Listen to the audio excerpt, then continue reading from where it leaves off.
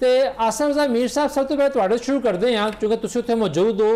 सब तो पहले तो ये दसो कि हुण इलैक्शन दी तैयारियां जड़ियां ने किस हद तक पहुंचियां ने, वोटरां दी की तादाद है, इलैक्शन जड़ी कंपेन है उहदे की हालात जा रहे हैं, जरा इहदे बारे साडे वेखण वाले दसो। सर जी बहुत शुक्रिया, तुसी बड़ी खूबसूरती के नाल तमाम इस मौजू का इहाता किया है। कुल वोटर की तादाद जी है वो तकरीबन 38 लाख तो ज्यादा है, जिहदे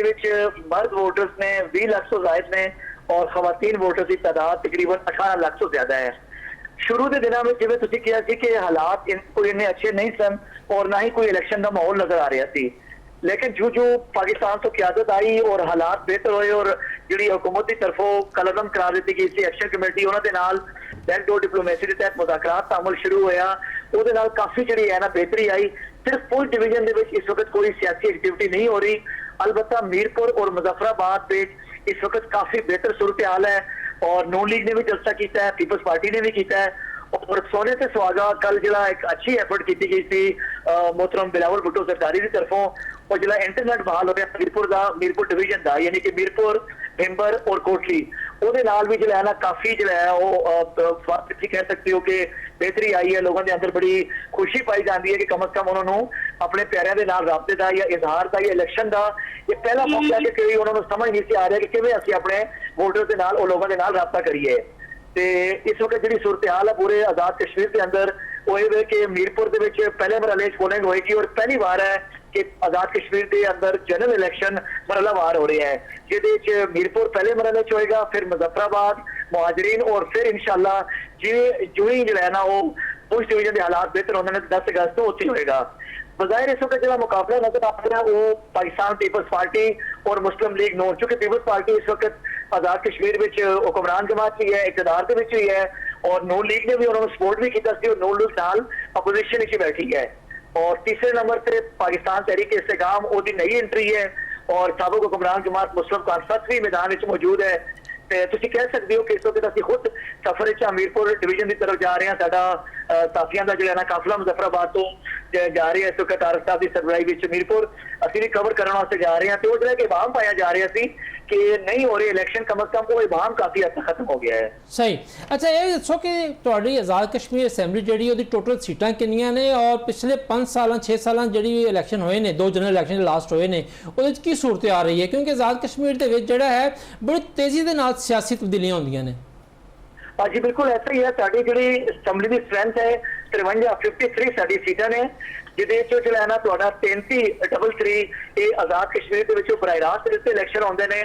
12 महाजरीन मुकीम पाकिस्तान के जोड़े हल्के ने वैली और जम्मू के उन्होंने शामिल करके 45 सीटां बनदियां ने। फिर बाकी जो रिजर्व सीट्स ने, खवातीन है, उलमाओ मशाइख है, टेक्नोक्रेट है, ये मिला के 53 यानी कि 53 बनते हैं। और 2021 के आज़ाद कश्मीर जो है ना PTI ने हुकूमत बुलाई थी और 2016 में नून लीग इक़्तिदार आई थी। बज़ाहिर यही तासर पाया जाता कि जी हुकूमत मरकज़ होएगी, पाकिस्तान होएगी तो वही इतने हुकूमत बुलाएगी। लेकिन इस बारी बिलावल भुट्टो सरदारी और बाकी का उन्होंने यह कहना है कि असीं इस बारी इस ख्याल को जो है ना वो गलत साबित करांगे, क्योंकि थोड़ा जिहा गम गुस्सा भी पाया जाता है नून लीग के हवाले नाल भी और किसी हद तक पीपल्स पार्टी के हवाले नाल भी। ये जो पिछले हाल ही 1-2 महीने का एपीसोड है इंटरनेट की बंदिश, बाकी जो शहरी हकूक से इस हवाले नाल एक बड़ा चैलेंज है सियासी उम्मीदवारों को लोगों को कायल करने वास्ते और उन्होंने पोलिंग स्टेशन से लियाने वास्ते, क्योंकि इस तो पहले जितना भी साडा टर्न आउट रहा है वो बहुत अच्छा रहा है। और वैसे भी कहते हैं कि आज़ाद कश्मीर में लिटरेसी रेट बहुत ज्यादा है, इसलिए लोग ज्यादा सियासत को लाइक करते हैं, सियासी एक्टिविटीज में हिस्सा लेते हैं और टर्न आउट भी बहुत बेहतर रहता, बड़े बाशाऊर लोग ने। लेकिन इस बारी देखना पड़ेगा कि इस सारे एपीसोड तो बाद क्या अवामी गमो गुस्सा बरकरार है या वो इलैक्शन मुहिम में हिस्सा लेने ने। जिहड़ा बंदा अपने वोटर्स को ले आएगा पोलिंग स्टेशन तक वोट पोल कराएगा कि मैं समझदा कि वो विनिंग कैंडिडेट होएगा। सही। मीर साहब तुहाडे नाल मैं ख्वाजा आसफ के बयान के उत्ते रद्द-ए-अमल के हवाले दे नाल तुहाडे नाल गल करांगा, लेकिन पहले जरा खालिद क्यूम साहब नूं पुछिए। चोई साहब जिस तरह कि मीर साहब ने पूरा आउटलाइन ड्रा की है कि आज़ाद कश्मीर की हो रहा है, तुसी की वेख रहे हो, तुहाडे भी बड़े तलकात ने आज़ाद कश्मीर नाल सियासतदानां दे नाल और जिहड़ा मीर साहब ने कहा कि पहले इंप्रैशन सी कि हमेशा जिहड़ी हुकूमत फाक च हुंदी उही बनांदी है, लेकिन GBY इलैक्शन ने तो ये मिथ तोड़ती है। उत्थे भी नून लीग नूं बड़ा मान सी कि GB असीं बनावांगे लेकिन उत्थे भी नहीं बना सकी और उत्थे भी पीपल्स पार्टी और IPP आए ने और हुण आज़ाद कश्मीर के अंदर भी सूरत नज़र आ रही है जिस तरह IPP बड़ी मुतहरक हो गई है मैनूं लगता पिया कि आज़ाद कश्मीर का इलैक्शन भी नून के हथ नहीं आना। अच्छा रिजवान साहब ये देखो बिल्कुल तुसीं ये दुरुस्त गल कीती है। रवायत तो हमेशा यही रही है कि जिस पार्टी की वफाक च हुकूमत होंदी है उस पार्टी की फिर गिलगित बल्तिस्तान ते आज़ाद कश्मीर च हुकूमत बनती, ना सिर्फ इलैक्शनां दे नतीजे च हुकूमत बनदियां ने बल्कि अगर पहले किसी होर पार्टी की हुकूमत आज़ाद कश्मीर ते गिलगित बल्तिस्तान च कायम हो भी गई हुंदी सी ते ओ जदों कोई नवी हुकूमत आती सी वफाक च ते वफाक अपने असर रसूख के जरिए आज़ाद कश्मीर के अंदर भी जिहड़ा वो तब्दीली लै आंदा सी। और तुसीं देखिया कि जिहड़े पिछले 5 साल सन उहदे विच ही किन्नी वारी हुकूमतां जिहड़ियां ने वो आज़ाद कश्मीर के अंदर जिहड़ा वो तब्दीली हुई और ये रवायत हमेशा रही है। लेकिन ये रवायत जिहड़ी है गिलगित बल्तिस्तान के इलैक्शन दे विच आके ते रवायत जिहड़ी है टुटी है, ख़त्म हुई है और जिहड़ियां हुण गल्लां हो रही ने कि आज़ाद कश्मीर दे विच भी जिहड़ा रवायत टुट सकती है उसकी बुनियादी वजह ये वे कि इलैक्शन जिहड़ा है वो जिहड़ियां 3 अतादी जमातां ने उन्हां दे दरम्यान ही गिलगित बल्तिस्तान जो होया सी उन्हां ही 3 अतादी जमातां दे दरम्यान लगता है कि इलैक्शन जिहड़ा है वो आज़ाद कश्मीर के अंदर भी होएगा। ओहदा वो अतादी होने का जिहड़ा बेनीफिट है वो पीपल्स पार्टी ने गिलगित बल्तिस्तान के इलैक्शन भी उठाया सी और अतादी होने का बेनीफिट जिहड़ा है वो तुसीं देखिया कि इस्तेहकाम पाकिस्तान पार्टी ने भी जिहड़ा वो गिलगित बल्तिस्तान च उठाया और हुण इस वेले 12 चों 4 वजीर उन्हां दे जिहड़े जे वो गिलगित बल्तिस्तान की हुकूमत शामिल हो गए हैं। और इस तरह जी इस्तेहकाम पार्टी है उन्हें आज़ाद कश्मीर के अंदर भी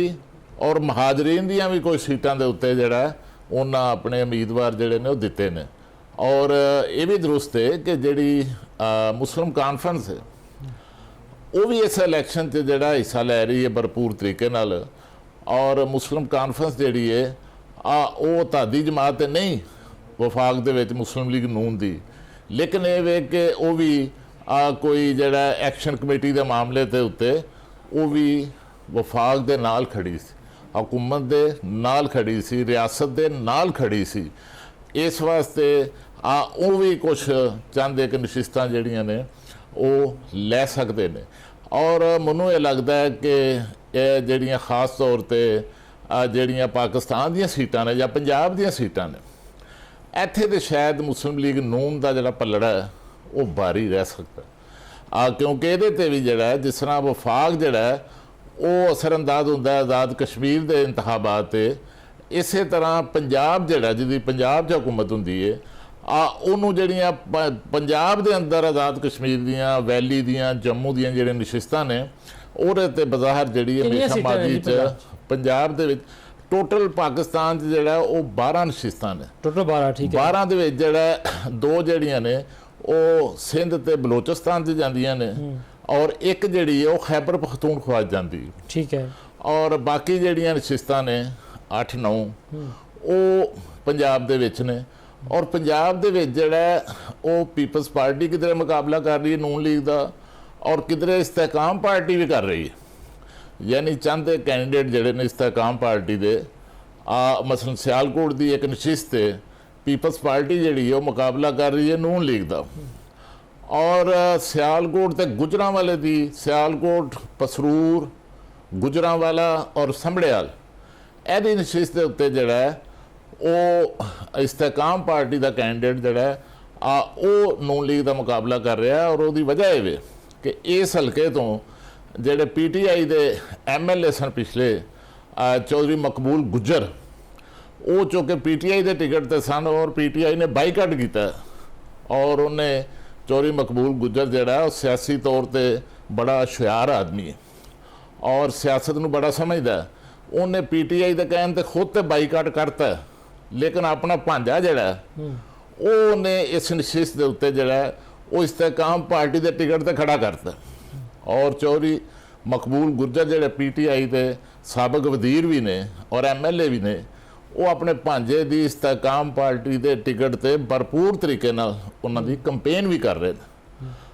ਔਰ ਇਸ ਤਰ੍ਹਾਂ ਜਿਹੜਾ ਹੈ ਕਈ ਹੋਰ ਵੀ ਜਿਹੜੇ ਚੰਦ ਇੱਕ ਹਲਕੇ ਨੇ ਜਿੱਥੇ ਇਸਤਕਾਮ ਪਾਰਟੀ ਵੀ ਮੁਕਾਬਲਾ ਕਰ ਰਹੀ ਹੈ। ਔਰ ਗੁਜਰਾਤ ਦੀ ਸੀਟ ਜਿਹੜੀ ਹੈ, ਗੁਜਰਾਤ ਦੀ ਜਿਹੜੀ ਸੀਟ ਹੈ ਉਹ ਪਹਿਲੇ ਵੀ ਕਾਫ ਲੀਗ ਕੋਲ ਸੀ ਔਰ ਕਾਫ ਲੀਗ ਦਾ ਜਿਹੜਾ ਉਮੀਦਵਾਰ ਹੈ ਉਹ ਕਾਫੀ ਪਿਛਲੇ 2-3 ਇਲੈਕਸ਼ਨ ਤੋਂ ਜਿਹੜਾ ਉੱਥੇ ਇਲੈਕਸ਼ਨ ਜਿੱਤ ਚੁੱਕਾ ਹੈ, ਮਜ਼ਬੂਤ ਉਮੀਦਵਾਰ ਹੈ। ਉੱਥੇ ਮੁਕਾਬਲਾ ਨੂਨ ਲੀਗ ਦਾ ਜਿਹੜਾ ਉਹ ਕਾਫ ਲੀਗ ਕਰ ਰਹੀ ਹੈ। ਹੁਣ ਇਹ ਵੀ ਬੜਾ ਇੰਟਰਸਟਿੰਗ ਤੇ ਅਹਿਮ ਇਲੈਕਸ਼ਨ ਹੋਏਗਾ। ਯਾਨੀ ਤੁਹਾਡਾ ਲੱਗਦਾ, ਤੁਹਾਡੀ ਗੱਲਾਂ ਤੋਂ ਲੱਗਦਾ ਪਿਆ ਹੈ ਕਿ ਅਸਲ ਜਿਹੜਾ ਇਲੈਕਸ਼ਨ ਹੈ ਉਹ AJK ਦੇ ਵਿੱਚ ਨਹੀਂ, ਉਹ ਤਾਂ ਪੰਜਾਬ ਲੜਿਆ ਜਾ ਰਿਹਾ। ਫਿਰ ਉਹ ਪੰਜਾਬ 'ਚ ਲੜਿਆ ਜਾ ਰਿਹਾ ਹੈ, ਲੇਕਿਨ ਪੰਜਾਬ 'ਚ ਜ਼ਾਹਰ ਹੈ ਨੂਨ ਲੀਗ ਦੀ ਹਕੂਮਤ ਹੈ ਔਰ ਹਕੂਮਤ ਹੋਣ ਦੇ ਬਾਵਜੂਦ ਜਿਹੜਾ ਇੱਥੇ ਮੁਕਾਬਲੇ ਜਿਹੜੇ ਚੰਦ ਨੇ ਉਹ ਹੋ ਰਹੇ ਨੇ, ਅੱਛੇ ਹੋ ਰਹੇ ਨੇ। ਔਰ ਇਸ ਤਰ੍ਹਾਂ ਇੱਕ ਦੱਸਦੇ ਨੇ ਕਿ ਮੁਸਲਿਮ ਕਾਨਫਰੰਸ ਦੀ ਇੱਕ ਜਿਹੜੀ ਹੈ ਕੈਂਡੀਡੇਟ ਹੈ ਉਹ ਵੀ ਇਲੈਕਸ਼ਨ ਅੱਛਾ ਲੜ ਰਹੀ ਹੈ। ਔਰ ਬਾਕੀ ਪਿੰਡੀ ਦੇ ਵਿੱਚ ਜਿਹੜਾ ਉਹ ਪੀਪਲਸ ਪਾਰਟੀ ਦੇ ਜਿਹੜੇ ਸਾਬਕ MLA ਨੇ ਜਵੇਦ ਬੱਟ ਉਹ ਜਿਹੜੇ ਨੂਨ ਲੀਗ ਦੇ ਮੁਕਾਬਲੇ ਤੇ ਨੇ। ਔਰ ਇਸ ਤਰ੍ਹਾਂ ਜਿਹੜਾ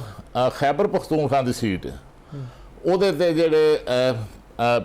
ਸਾਬਕ ਸਿਟਿੰਗ MLA ਨੇ ਜਿਹੜੇ ਪਹਿਲੇ ਪੀਪਲਸ ਪਾਰਟੀ ਨੂੰ ਦਿੰਦੇ ਹਨ, ਫਿਰ ਉਹ